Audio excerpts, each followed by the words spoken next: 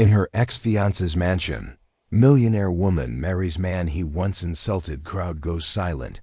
The Whitmore estate stood like a monument to excess against the Connecticut skyline, its marble columns gleaming in the afternoon sun. Built in 1923 by oil tycoon Harrison Whitmore, the mansion had witnessed decades of lavish parties, business deals worth billions, and secrets that could topple empires.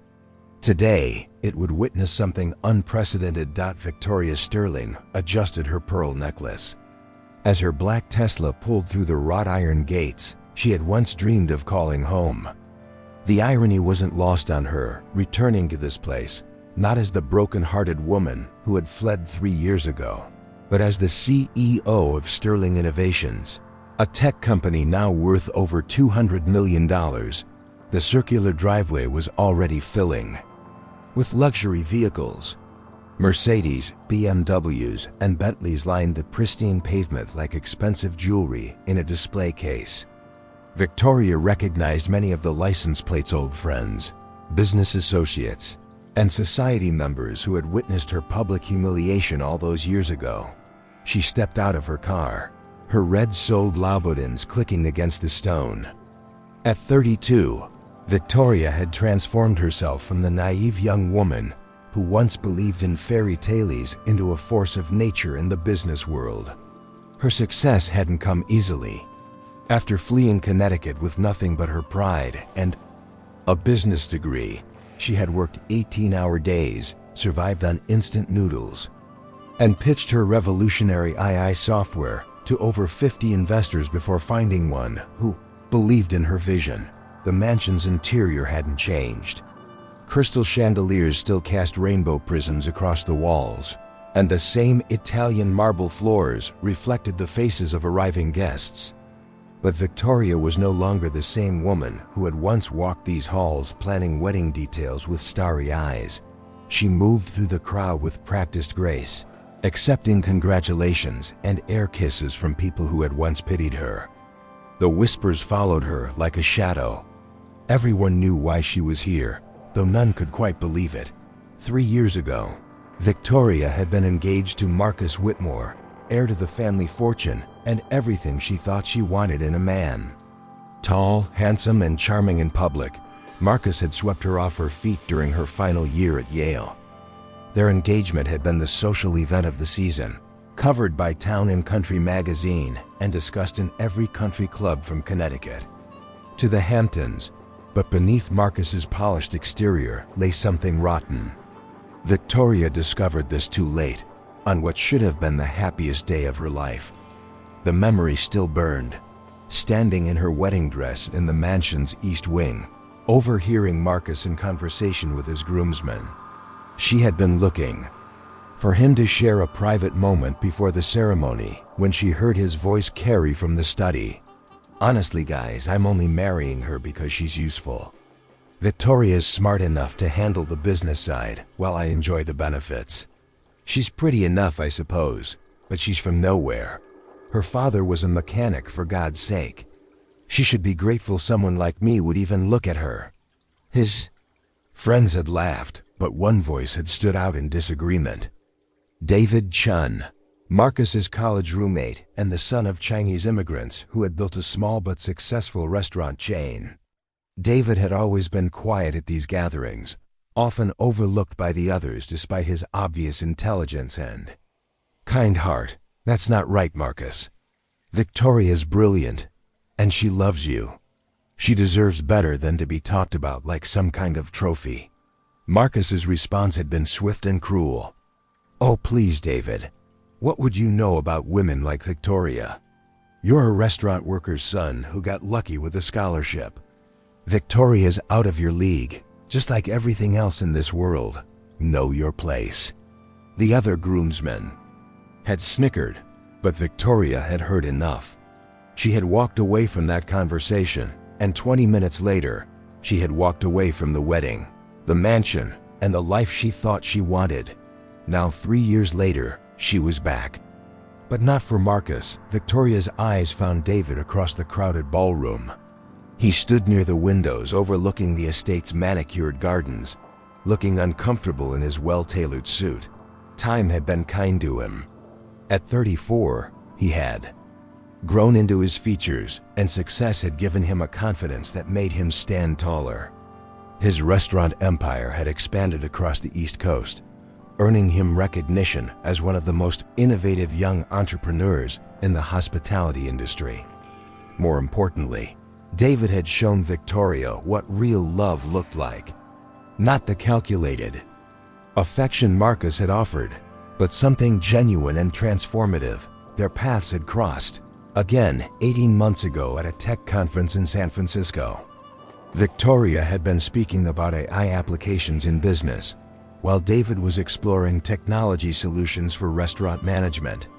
They had literally bumped into each other at the coffee station during a break, and the recognition had been instant. "Victoria Sterling," David had said, his face lighting up with genuine pleasure. "I've been following your company's success. Incredible what you've built." That conversation had led to dinner, which led to long phone calls, which led to David flying to Boston every few weeks to see her. Their relationship had developed slowly, built on mutual respect, shared values, and a deep understanding of what it meant to work for everything you had. David had proposed 6 months ago, not with a flashy display or expensive ring, but with words that had moved Victoria to tears. "I've loved you since the day I met you, but I've loved the woman you've become even more. Will you build a life with me?" The decision to hold their wedding at the Whitmore estate hadn't been about revenge, though Victoria couldn't deny the poetic justice of it. Marcus, facing financial difficulties after a series of bad investments, had been forced to rent out the family home for events. When Victoria's wedding planner had suggested the venue, claiming it was perfect for their intimate ceremony, Victoria had agreed immediately. Marcus didn't know who was getting married at his family home today. That revelation would come soon enough. As if summoned by her thoughts, Marcus appeared at the top of the grand staircase. Even Victoria had to admit he was still handsome, though she could see the strain of recent years in the tightness around his eyes and the slight softness around his middle. His family's financial troubles had been well documented in the society pages, and Victoria knew he was struggling to maintain the lifestyle he'd always taken for granted. Marcus descended the stairs with his characteristic swagger, greeting guests as if he were the host rather than a man renting out his home to pay the bills. Victoria watched as his eyes scanned the crowd, clearly trying to identify the bride and groom. That the moment of recognition was priceless. Marcus's gaze landed on Victoria, and she saw his face cycle through confusion, shock, and then something that might have been hope. He began moving toward her, that familiar charming smile spreading across his face. "Victoria," he said as he approached, his voice warm with what sounded like genuine pleasure. "I can't believe you're here. You look absolutely stunning." Victoria smiled politely, the same smile she used in boardroom negotiations. "Hello, Marcus. Thank you for opening your home for today's celebration." Of course. Though I have to admit, I'm curious about who's getting married." My event coordinator was rather mysterious about the details. Marcus moved closer, lowering his voice conspiratorially. "Between you and me, I've been hoping we might run into each other again. I've thought about you often over the past few years. What happened between us was exactly what needed to happen," Victoria interrupted smoothly. "I've never been happier."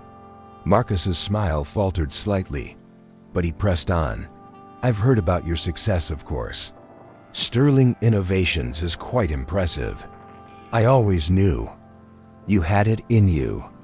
The audacity of the statement might have angered the old Victoria, but the woman she had become simply found it amusing. "Did you? I don't recall you having much faith in my potential." Before Marcus could respond, the wedding coordinator appeared at Victoria's elbow. "Miss Sterling, it's time." Victoria nodded and turned back to Marcus. "If you'll excuse me, I need to prepare for the ceremony." She walked away, leaving Marcus standing alone with a confused expression. Around the ballroom, other guests began to murmur as the reality of the situation slowly dawned on them. Victoria Sterling, the woman who had fled this very mansion in her wedding dress 3 years ago, was the bride. As Victoria made her way to the bridal suite, she could feel the weight of 100 pairs of eyes following her. The whispers grew. Louder, more urgent. Phone calls were being made, texts sent. The story was already beginning to spread through their social circle like wildfire. In the bridal suite, the same room where she had once prepared to marry, Marcus Victoria stood before an antique mirror and adjusted her dress. She had chosen something simple but elegant, a silk sheath dress in ivory that hugged her figure perfectly, with a delicate veil that had belonged to her grandmother. No elaborate gown this time, no fairy tale princess fantasy. This dress was for a woman who knew exactly who she was and what she wanted. Her phone buzzed with a text from David. "Ready when you are. I love you." Victoria smiled, the first genuine smile she had worn all day. She picked up her bouquet of white roses and peonies, took a deep breath, and prepared to write the final chapter of a story that had begun in heartbreak and would end in triumph. The guests were seated now, filling the mansion's grand ballroom with an electric tension. Word had spread that Victoria Sterling was the bride, but the identity of the groom remained a mystery. Victoria could imagine the speculation, the gossip, the barely contained excitement at witnessing what was sure to be the social event of the season. As the string quartet began to play, Victoria appeared at the entrance to the ballroom. A collective gasp rose from the assembled guests. She looked radiant, confident, and utterly transformed from the broken young woman who had fled this place 3 years ago.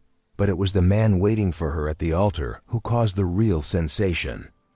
David Chun stood at the altar with quiet dignity, his hands clasped behind his back as he watched his bride-to-be appear in the doorway. He had known this moment would come with drama. Victoria had warned him about the guest list and the significance of the venue. But seeing her now, glowing with happiness and purpose, made everything else fade into background noise. The collective gasp from the assembled guests was audible even over the string quartet. David recognized many faces in the crowd from his college days and various social functions he had attended with Marcus. Most looked genuinely shocked, though he caught a few approving nods from people who had always been kind to him, despite his humble background. Marcus stood frozen in the third row, his face cycling through emotions so rapidly that David almost felt sorry for him. Almost. Victoria began her walk down the aisle, and David felt his heart swell with pride. Not because she was beautiful, though she was stunning, but because of the journey that had brought them to this moment. She had chosen him not out of convenience or social climbing, but out of genuine love and respect. It was everything Marcus's proposal 3 years ago had lacked. The whispers from the crowd grew louder as Victoria passed each row of seats. David could hear fragments of conversations. "Is that David Chun? From college? The restaurant guy? But I thought he was... She's marrying him after Marcus? Didn't Marcus used to make fun of him?" David kept his eyes fixed on Victoria, drawing strength from her unwavering gaze. This was their moment, their day, and no amount of gossip or judgment could diminish what they had built together. As Victoria reached the altar, David stepped forward to take her hand. The simple gesture sent another ripple of reaction through the crowd. Here was a man who treated her as an equal partner, not a trophy to be displayed. The efficient, a family friend Victoria had chosen specifically for his warmth and lack of connection to the Connecticut social scene. Began the ceremony with words about love being a choice made daily, not just a feeling to be passively experienced. "We are gathered here today not just to witness a wedding, but to celebrate a love story that has overcome obstacles and grown stronger through adversity," he said, his voice carrying clearly through the ballroom. Victoria and David have chosen each other not out of convenience or expectation, but out of deep respect, admiration, and genuine affection. In the third row, Marcus shifted uncomfortably. The officiant's words seemed deliberately chosen to contrast with the hollow promises he had once made in this very room. As the ceremony continued, David found himself thinking about the journey that had brought him here. Growing up as the son of immigrants, he had learned early that success wasn't handed to anyone. It had to be earned through hard work, integrity, and perseverance. His parents had sacrificed everything to give him opportunities they had never had, working 16-hour days in their small restaurant while David studied and dreamed of bigger things. Yale had been a culture shock. Surrounded by classmates who casually spent more on a weekend trip than his family earned in a month, David had often felt like an outsider. Marcus and his crowd had made sure he knew his place in the social hierarchy. But David had found his niche among other scholarship students and those who valued substance over status. Meeting Victoria had been different from the start. Even when she was engaged to Marcus, David had seen something in her that Marcus clearly didn't appreciate: her intelligence, her kindness, her genuine interest in people, regardless of their background. She had always treated David with respect, asking thoughtful questions about his studies and his family's restaurant business. That conversation 3 years ago, when David had stood up to Marcus about his cruel comments, had cost him more than just a friendship. Marcus had used his influence to make David's remaining time at Yale uncomfortable, spreading rumors about his academic capabilities and questioning whether he truly belonged among their social circle. But David had persevered, and his success in the restaurant industry had vindicated every sacrifice his family had made.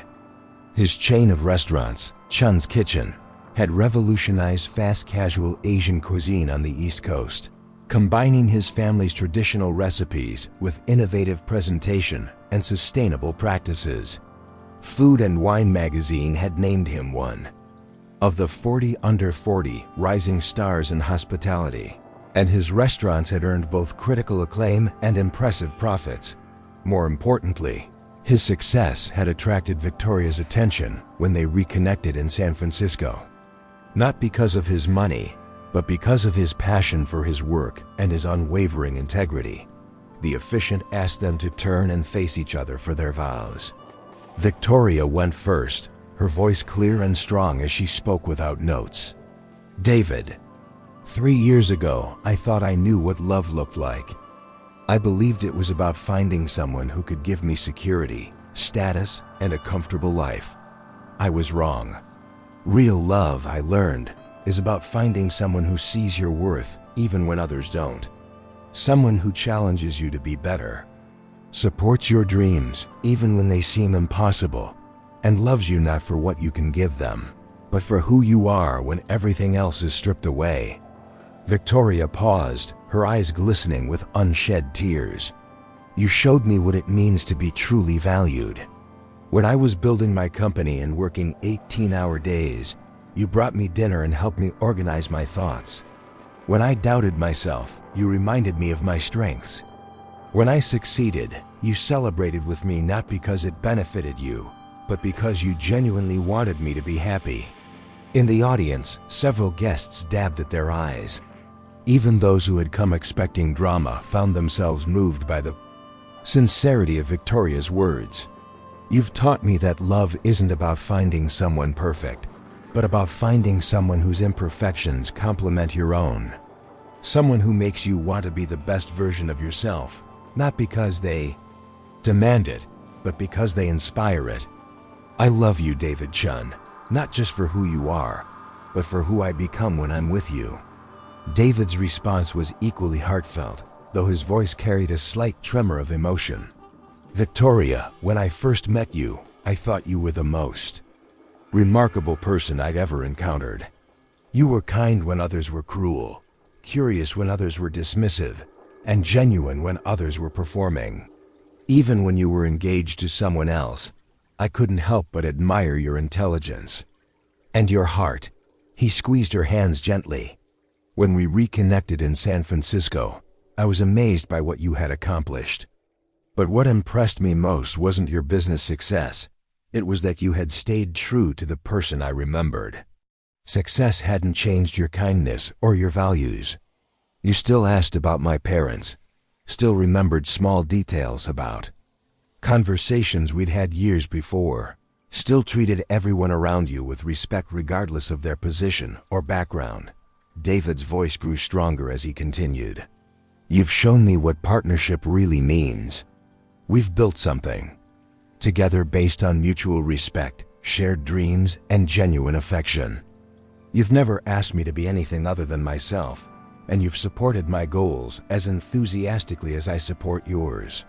I promise to continue being the man you fell in love with, while growing alongside you as we build our future together. The exchange of rings was simple but meaningful. Victoria had chosen matching platinum bands with a small inscription inside, "Better Together." It was a phrase that had become their motto during the challenging early days of their relationship, when they were both building their businesses and learning to balance work with love. As the officiant pronounced them husband and wife, the crowd erupted in applause. But it was Marcus's reaction that captured the attention of those nearby. He sat rigid in his seat, his face pale and his hands clenched in his lap. The contrast between his obvious distress and the joy radiating from the newlyweds was stark and telling. Thank you for watching this story unfold with us here on M&A The Story Unfolds. If you enjoyed it, don't forget to subscribe to the channel and turn on the notification bell so you never miss a new tale. We'd love to know where you're watching. Leave a comment below and tell us what part of the world you're joining us from. Your support means everything. See you in the next story.